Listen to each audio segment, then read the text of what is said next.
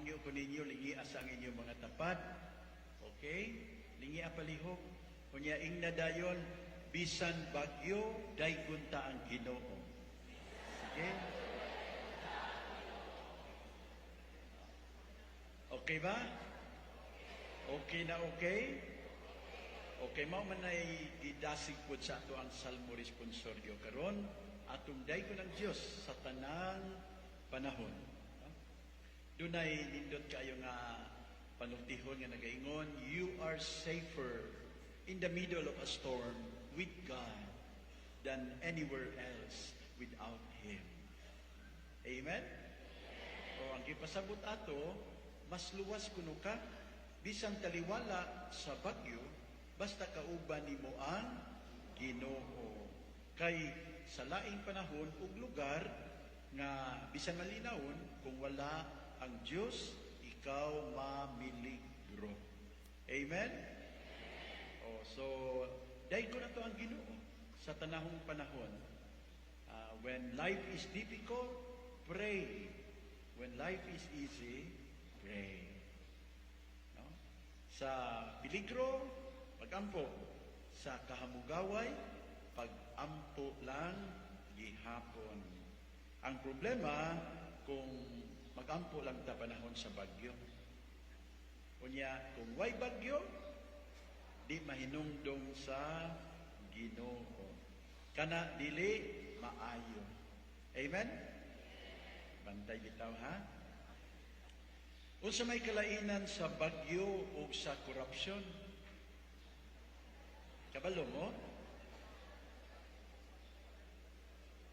Ang bagyo makaguba og mga balay, pero ang korupsyon makaguba og nasod. Tinuod dili. A storm can destroy houses, but corruption destroys a nation. Kung sa may kalainan sa linog o korupsyon,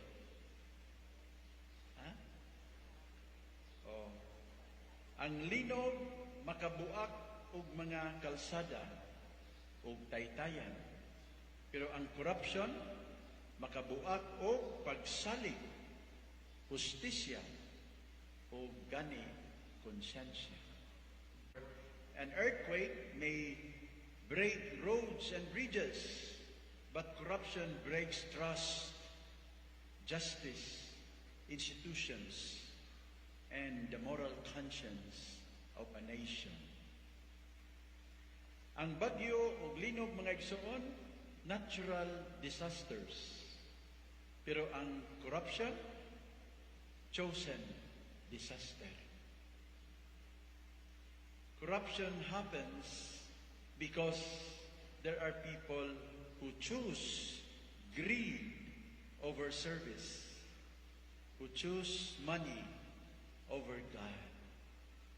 So mga igsoon, ang bagyo o linog makakos o physical damage. Pero ang corruption mo resulta sa moral o spiritual damages. So, human ko maka-explain ana, mangutanan ko ninyo, kung sa may mas peligroso, bagyo o corruption. Kung sa may angay na itong kadukan, linog o ang mga kurakot? Bright, yun yung taga-karkarda. Okay. Bantay bitaw ha? So nakulang pangutana, kung si Santa Catalina ni apakaron dinhi sa atong nasod, unsa kahay iyang buhaton taliwala sa dakong problema sa korupsyon? Magpakahilong kaha siya? Baliwalaon lang kaha ni niya? Ang tubag dili gyud, nasayod mo ana. Ngano? Una sa tanan, si Santa Catalina nahigugma pag-ayo sa Dios. Ang iyang tibuok kinabuhi, iyang gihalad sa Ginoo. Gani iyang ipakamatyan ang iyang pagtuo sa Ginoo.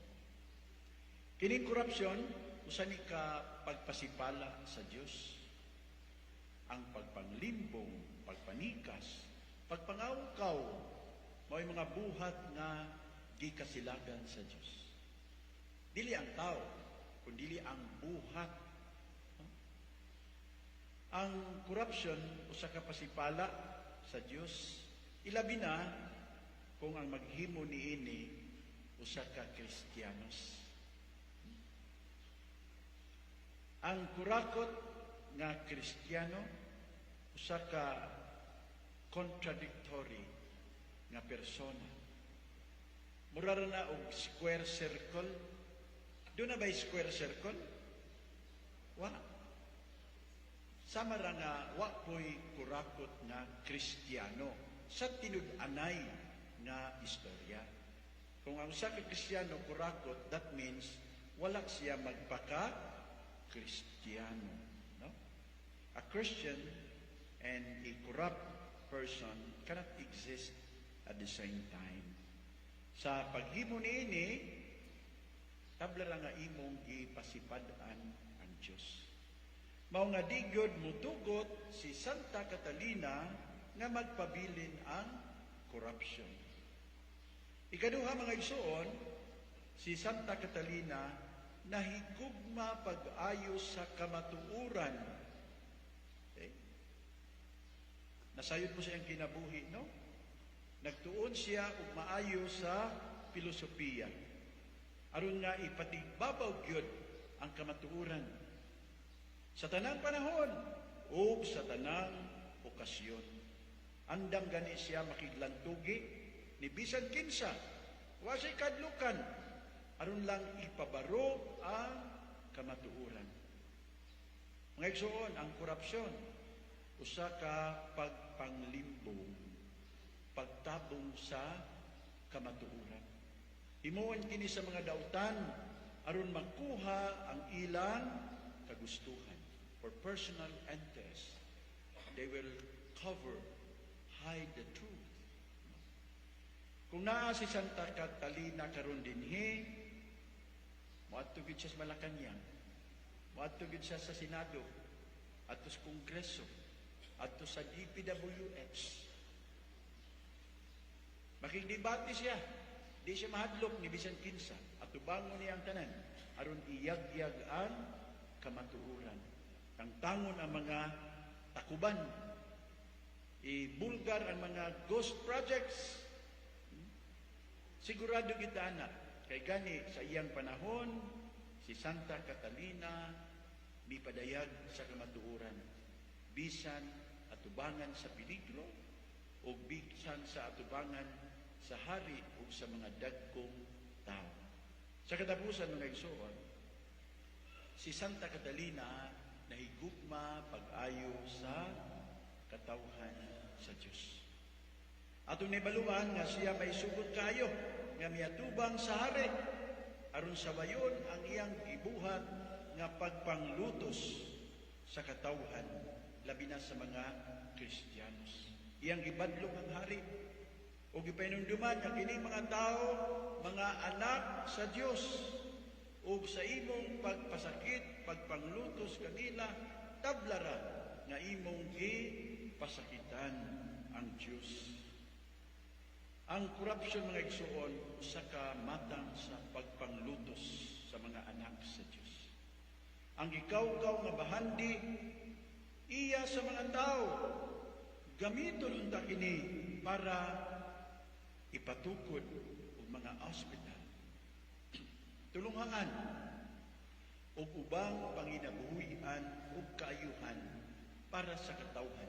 Ilabi na sa mga naa sa labing ubos sa hutong sa katilingban.